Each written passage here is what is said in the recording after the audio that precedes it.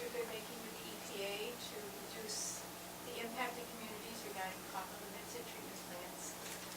Right now, as Greenland, to trying to change the topic completely back to our little town, we have been in compliance with the 2003 MS4 permit. We are the smallest MS4 community in the country.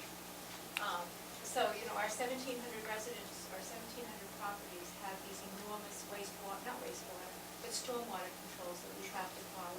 The same as Portsmouth, whereas Manchester is exempt, Nashua is exempt, Keene is exempt. We're currently waiting for the release of the 2008 permit, which is due to be released this fall. When that's released, I know the financial impact of Greenland is going to be substantial. Some of the requirements are going to be walking both sides of every stream mile 5 foot twice per year. For a town like Greenland, that's additional staff. Who would have to do that? We would probably have to hire a contractor. I don't have a public works department. We hire out our snow plowing. And we have a transfer station that people bring their own trash to. One of the requirements was to label every catch basin that don't pour anything down.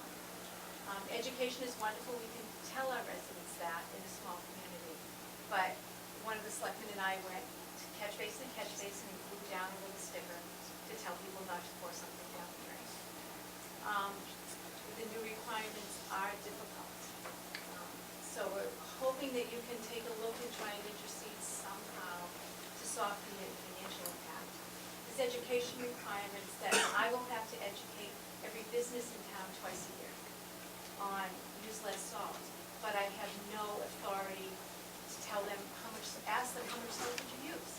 I can just preach. So as a small town, It's a challenge. it's a huge challenge. You know, the taxes will go up and residents will be unhappy, but we're already environmentally conscious.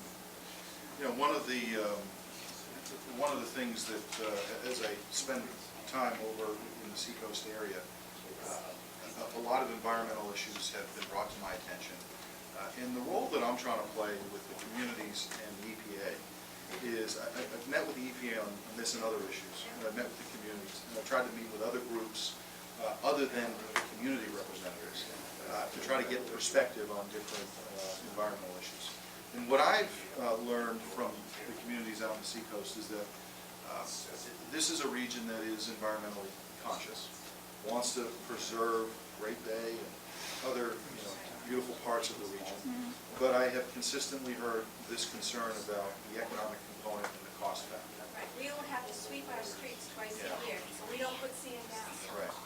So it's basically, it'll be a wasted effort, but we will need to do that to be in compliance with the permit. I have met with the EPA both in New Hampshire and in Washington on several of these issues. And my hope and my goal is to try to find a sort of an agreement, because a lot of these things that you're referencing are rules. So there's really two ways.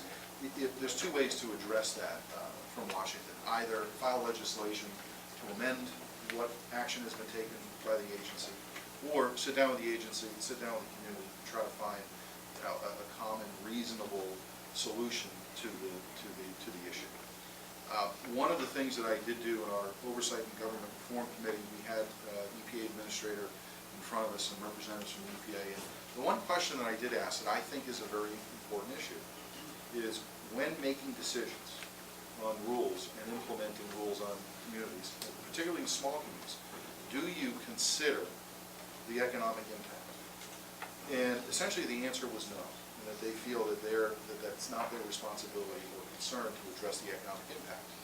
Now, I would encourage the EPA to consider those impacts, not just on large communities, but small communities. I really believe that has got to be part of the long-term solution, and the things that they would like to see solved. And we're having that debate.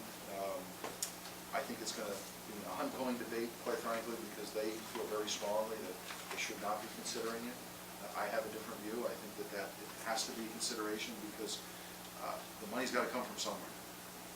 And I know that not just the federal level is strapped, but the state level, the state is having its financial challenges, and local communities are having a challenge. So I think that the hope is, how do we find that common ground where we can have that agreement where the community is comfortable and the EPA is comfortable with what they're trying to achieve. Yes, sir.